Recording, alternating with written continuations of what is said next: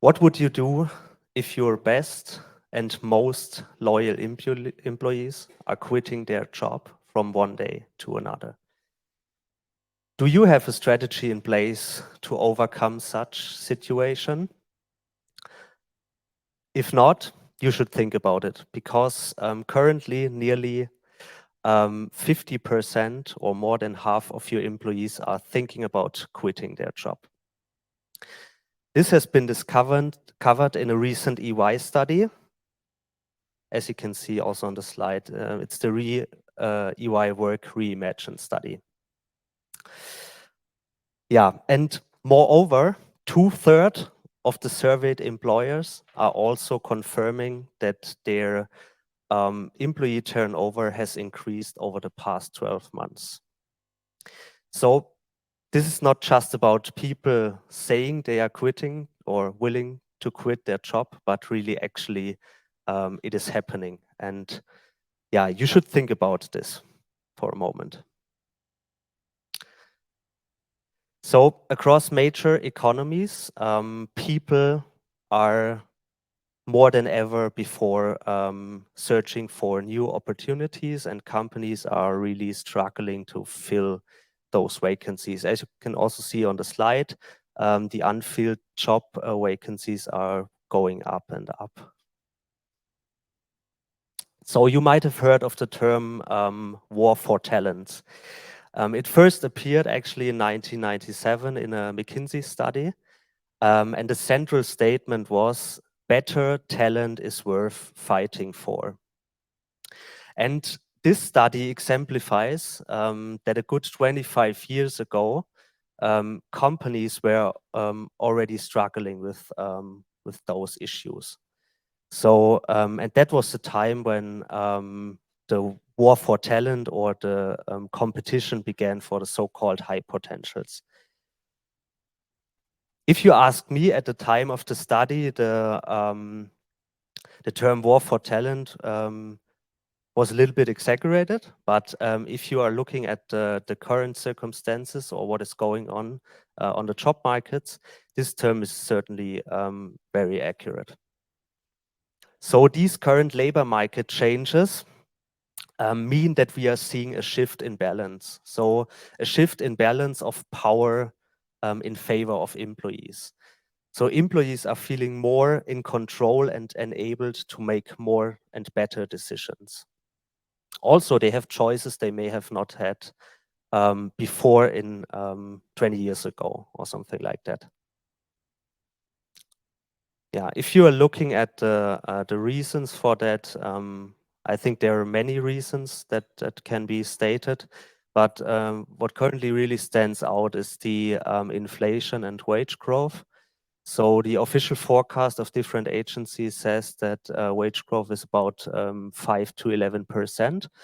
And this is really unprecedented for many markets. And yeah, you have not seen it before, really.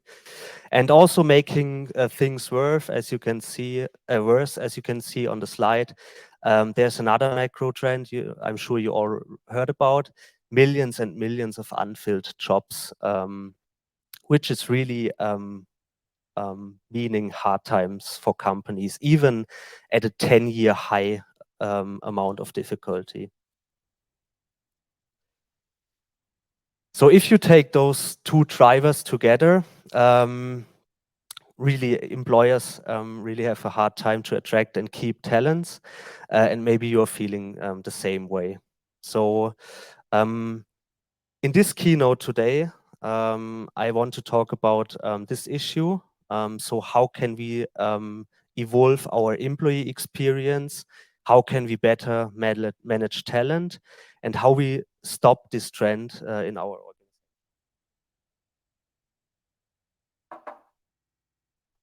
So not only in many projects with our clients, but also at EY, we are seeing these changes heavily. And that's why we started a dedicated program to overcome these challenges, especially at EY, to really overcome shrinking retention and reduced employee experience. And yeah, I also want to outline today how we have done this with the help of OKR.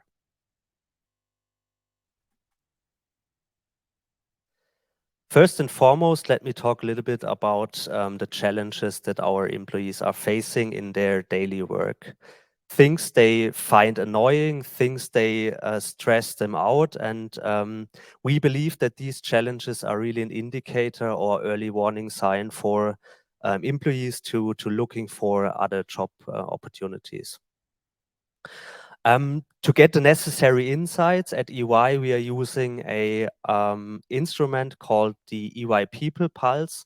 So it is used to enable regular and timely feedback for our employees 3 times a year, also with changing spotlight questions. And these insights are really helping us to find out what really our employees are caring about. And based on that, we also form decisions on how to react and really better manage our talents. Yeah, also we this year was a little bit different because the People Pulse was the results were really bad, to be honest, and therefore we appointed a dedicated team of experienced talent consultants who really explored the root causes of this new behavior and how we can overcome these challenges. So also feeling their pulse, what are their fears, what are their motivations, desires to look for another job. So as you can see on the slide, we have identified 3 main drivers for our employees that might be an indicator for quitting their job. The first one is the so-called, we call it the strategy execution gap. Even though most of our people are really know their personal purpose and are really connected to the firm's purpose of building a better working world, we found that there is really a huge gap of the understanding needed to really impact the overall strategy of the company, so the North Stars of the company. And frankly, this is one of the greatest challenges we are having as an organization. You can imagine 350,000 people around the world working for EY, and a CEO is telling the strategy from top down. Is really difficult for every individual to identify what he or she is really providing to this strategy. And yeah, Teresa already said it. I've been 10 years with the firm now, and I do believe that there are really many possibilities that we have as employees around the world. But we really have to see this from the eyes of our employees and really getting to know what they want. And surely it's really a difficult thing for them to connect their own doing to the strategy. So we call it the strategy execution gap as a first driver. There's also another key driver, which is a well-being deficit. So our people have difficulties to deal with their personal and also professional agendas at the same time. So most of them are exhausted. They can't dedicate enough time to their well-being, and yeah, really disconnecting from work, as you call it, recharge their batteries and stuff like that. And especially those with the highest utilization are really suffering from this, and this leads to dissatisfaction. And one instrument was that we tried is really to reward them with higher salary and promotion and all the stuff, but this is really not totally changing their minds. So well-being deficit as the second driver. And also third driver was inflexible feedback culture. So really people at EY are advocate for a change in the feedback culture. Even though the performance here is really divided into 3 cycles, we really encourage our leaders to get feedback from their employees 3 times a year. People really want to have another feedback culture. So after every engagement, quarterly or even monthly. So this is what they want. So these are the key drivers that served us as a starting point to deal with the challenges.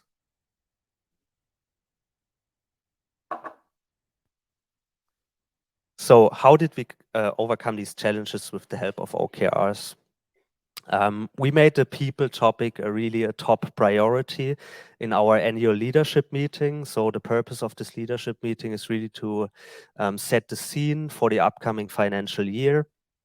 Senior leadership is discussing about the strategic priorities of the next year, and we really thought that the people topic is really a thing that we have to put on the agenda, and our senior leadership really agreed on this.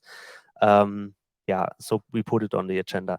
And overall, this year was a little bit different, and this is also thankfully to our partnership with Workpath, because we really wanted to infuse the OKR mindset in our daily business, and so we decided to really base this on OKRs to really get more transparency on our goals, really reacting on different issues, and so on and so forth.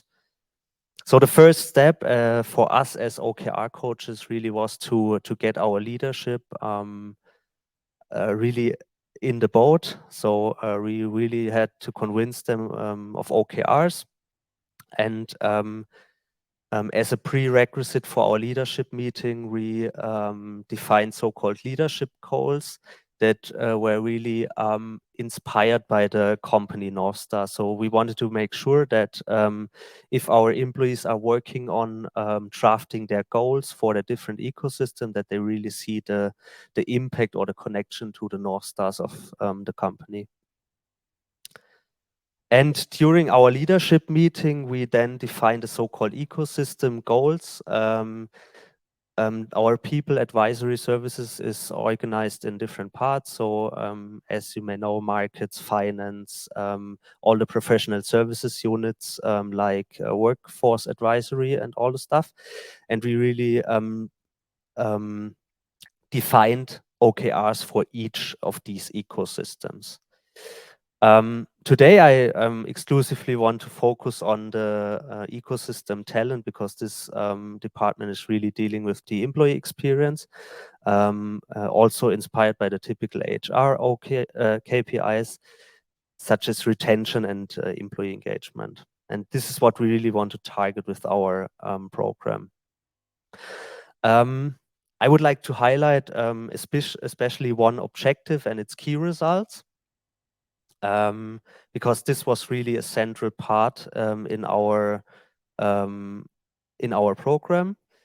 So the objective was to provide actionable assets for our managers and leaders, so that they are empowered to make an impact with their employees. So we decided to come up with special materials that is called the Exceptional Experience Playbook, as you can see on the slide. And the purpose of this playbook really is to enable our leaders with solutions, ideas, that they really can manage to better come up with issues of our employees.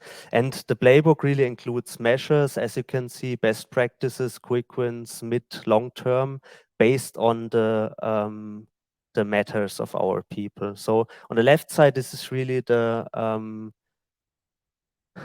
essence of our people pulse. So what are the matters of our people? And you can imagine it like a menu of a restaurant. You're going to a restaurant, you're ordering an appetizer, and really our leaders can make an impact without going through different approval cycles and so on and so forth. And as you can see, the well-being section is also as a second part here with dedicated measures. And dedicated measures would be to offer them more time for their well-being, which is not counting for their utilization, so that they are not getting in a worse position.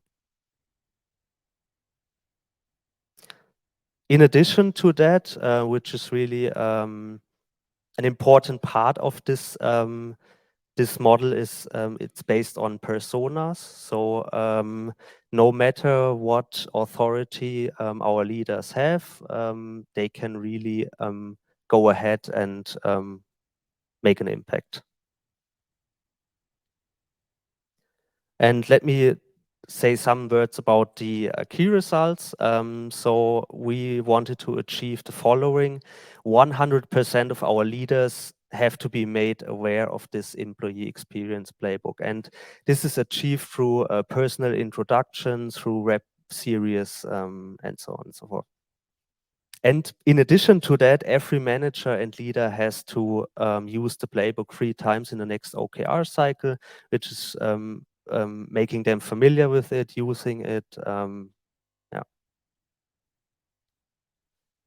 In addition to other important initiatives, the playbook is really our central tool to overcome the challenge of keeping our employees and attracting talents in the market.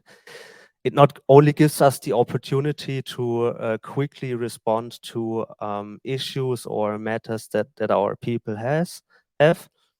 It also encouraged our leaders really to make an impact on their own, and it's really also individualized. It's not a top-down approach. You can really fit it to the needs of your certain group of people.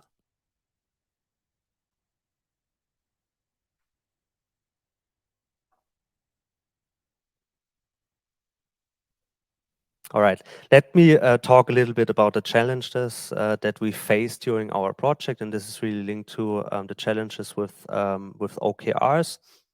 So I think any projects are having challenges, and really this is a good thing to learn and grow. So our first challenge was that, or finding, as you call it better, is the focus on execution.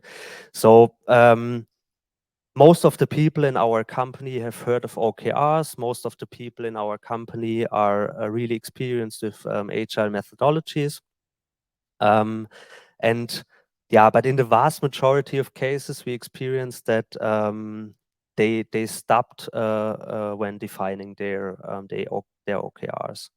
So really, they don't get me wrong. It's drafting OKRs is really an important part of the process, but really executing OKRs, making the organization ready for this new framework is really really important.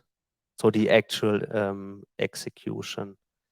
And what we are doing is we always draw the analogy to other agile methodologies, because Scrum is really on a process level is really familiar to them. So this is always a good starting point to get it introduced. The second challenge was that, and we introduced OKRs at the top leadership level. We really had the issue that they are always thinking in KPIs, and we needed to put a dedicated focus on the difference of business impact and outcome. And yeah, this was one of the hardest challenges, I guess. And also, yeah, we really needed to have a dedicated focus on the key results. So measuring the key results over the cycle, this has to be made sure. And it was also a good challenge for them to asking about if their KPIs are really flexible or not, and they really can react to it in a good way. And the third challenge perfectly ties into the second one. If you do not promote the activation of OKRs, really from a leadership perspective, and you may also experience that the implementation will not be successful. And also the managers will not be able to develop the necessary understanding of the objectives of the defined key results. And yeah, this is really an important point that we were facing, or challenge that we are facing.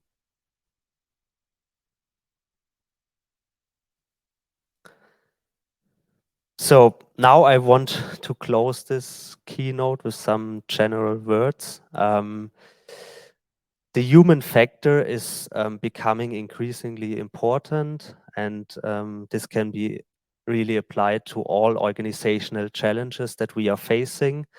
Listening to our employees about what really concerns them and offering them a better workplace is really critical and vital for organizations to survive in these times, also in times of crisis and constant change that we are experiencing.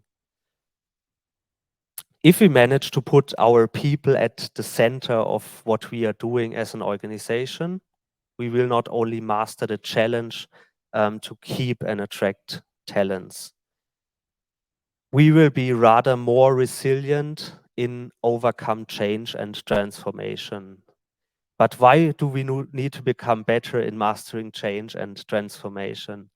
So despite advances in technology and organizational learning, new research from EY and Oxford Side Business School indicates that transformations still fail at a shocking rate. And if you hear the numbers, it's really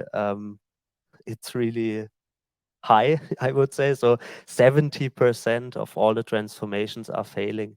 If you translate this into amounts of money that are burned, this is really a horrible number. And yeah, we can get better in this, I guess.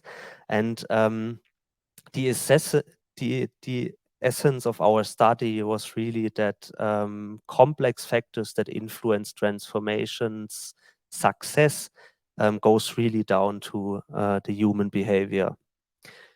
Yeah, so it's about our people and the human behavior. So if we invest in this behavior more appropriately, we can really increase the likelihood of success of our transformations by more than 2.6%, which is really a lot, I would say. So when will you start putting humans at center of what you are doing? Thank you.